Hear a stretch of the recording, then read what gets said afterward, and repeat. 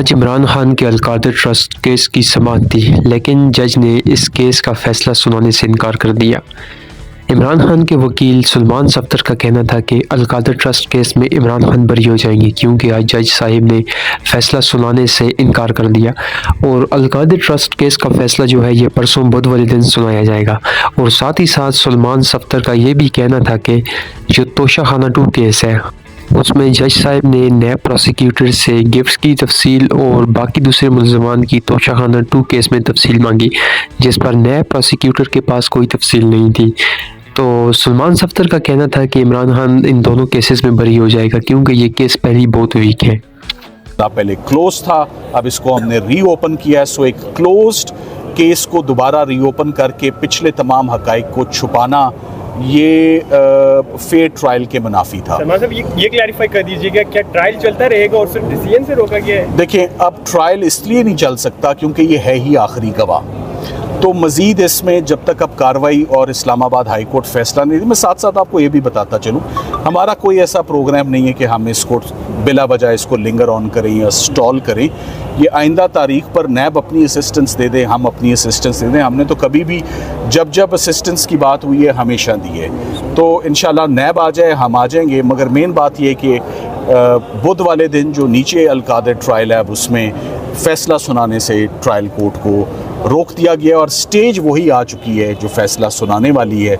ये जज साहिबान ने अपने ऑर्डर में लिखा है और सुप्रीम कोर्ट का भी हवाला दिया है कि फ़ैसला सुनाने से तो सुप्रीम कोर्ट ने भी रोक रखा है। इसकी भी आज ऑर्डर में इसको हिस्सा बनाया गया। तोशाखाना 2 भी आज जो है उसमें तोशाखाना 2 में जी जुडिशल कर दिया गया है और तोशाखाना 2 में आप मज़ीद कार्रवाई परसों सुन लेंगे कि उसकी भी हम उम्मीद करते हैं कि तोशाखाना 2 का केस कभी शुरू ही नहीं हो पाएगा, क्योंकि वो जजेस ने जो बड़े अहम सवालात हैं नैब के प्रोसिक्यूटर से किए। मेनली उन्होंने पूछा कि आपके कॉल अप नोटिस में कुछ लिखा ही नहीं हुआ, कौन से तोहफे की आप तफसील मांग रहे हैं। आप ये भी बताएं कि कितने और लोग हैं जिनके खिलाफ तोशाखाना के नैब ने कार्रवाई की है, किन किन डिग्नेटरीज़ को आपने शामिल तफ्तीश किया है, किसी के खिलाफ रेफरेंस फ़ाइल किए हैं और किस किस को मुलज़िम बनाया है। और सबसे अहम बात कि जब आपने पहली तफ्तीश की थी ग्राफ सेट की, जिसमें 14-14 साल सज़ा हुई, तो तब आपने बुल्गारी के सेट को क्यों ना आपने उस वक़्त तफ्तीश की। सो नैब से एक्सपेक्ट किया जाता था कि वो उसी वक़्त उसी स्टेज पर अपनी इंक्वायरी को मुकम्मल करती।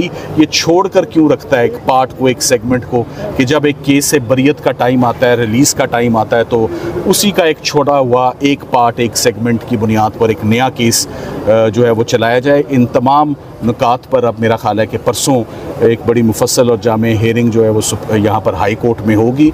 सो अलकादिर भी उसी दिन होगा और बुल्गारी सेट का केस भी उसी दिन इंशाल्लाह होगा। अच्छा सलमान सफदर साहब, ज़रा सादा अल्फाज में बताइएगा, आज जो रोक दिया गया है किसी भी फैसला सुनाने से, इससे फ़ायदा क्या होगा आप लोगों को, पीटीआई को? खान साहब देखिए, इससे सबसे बड़ा फ़ायदा तो बदनीयती तफ्तीश में जो हुई है वो होगी कि मिसाल के तौर पे बहुत सारे ऐसी बातें हैं जो मैं क्रॉस एग्जामिनेशन अपना यहाँ रिवील तो नहीं कर सकता, मगर इससे बहुत फ़ायदा होगा। एक केस जैसे जज साहिबान ने एक गुलाम सरवर सिंधु के केस का हवाला दिया, अनरिपोर्टेड जजमेंट है, कि उन्होंने कहा कि हमने इस केस में इस बात पर इंक्वायरी में हमने बेल दे दी कि ये केस पहले इंक्वायर हुआ और इंक्वायरी क्लोज हुई, और हमने इस बात पर भी किया कि पहले अफसरान के ख़िलाफ़ डिपार्टमेंटल एक्शन और इंक्वायरी क्यों नहीं हुई। तो इसके बड़े फार रीचिंग कॉन्सिक्वेंसेस हैं। क्रिमिनल केसेस का स्टे होना बड़ा मुश्किल है। इससे पहले जो क्रिमिनल केसेस स्टे हुए थे सलमान अकरम राजा साहब साइफर केस में, वो हुआ था कि ओपन ट्रायल नहीं हो रहा और ओपन प्रोसीडिंग्स नहीं हो रही। आज का केस इस बात पे हो रहा है कि तफ्तीशी को कुछ अहम रिकॉर्ड मंजर आम पर लाने से रोका जा रहा है, और जज साहब ने वो हमारी दरख्वास्त जो खारिज की है, अब हमने आज बाज़ाब्ता तौर पे उस पर बेंच को इंगेज किया है। इंशाल्लाह परसों इस पे हेयरिंग होगी। फौजी अदालतों में कहा जा रहा है खान साहब का केस लेके जाया जाएगा। ये भी ऐसी कोई मेरे इल्म में बात नहीं। Thank you.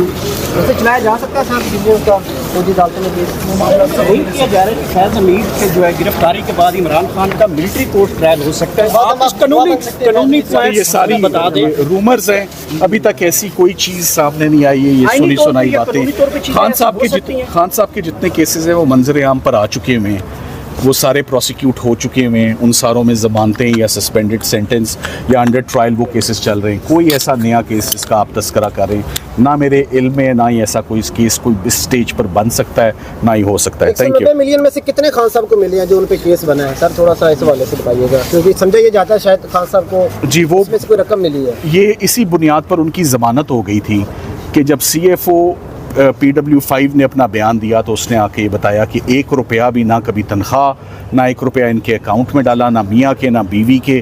ट्रस्ट भी मौजूद है, गोस्ट ट्रस्ट नहीं है, और स्टूडेंट्स भी पढ़ रहे हैं, लम्स की फैकल्टी है, गवर्नमेंट कॉलेज की फैकल्टी है, एफिलिएशन वहाँ से। सो उस बुनियाद पर आपको याद होगा कि चीफ जस्टिस साहब ने और मिस्टर जस्टिस तारिक जहांगीरी साहब ने इमरान खान साहब की ज़मानत को एक्सेप्ट किया था। रजिस्ट्रेशन के हवाले से जज साहब ने सवाल उठाया कि रजिस्टर्ड ही नहीं है, इस हवाले से देखिए वो मैंने अपनी इग्नोरेंस का इजहार किया है। I will find out, I am not the lawyer in that case, मालूम कर लेंगे कि वो ट्रस्ट रजिस्टर्ड था या नहीं, मगर उसका ताल्लुक आज की कार्रवाई से नहीं है। ट्रस्ट का रजिस्टर होना ना होना एक और बात है, मगर IO का पिछली केस, इस केस को एक दफ़ा पहले इन्वेस्टिगेट करके इसको पहले क्लोज करना, वो सारी रेलिवेंट है।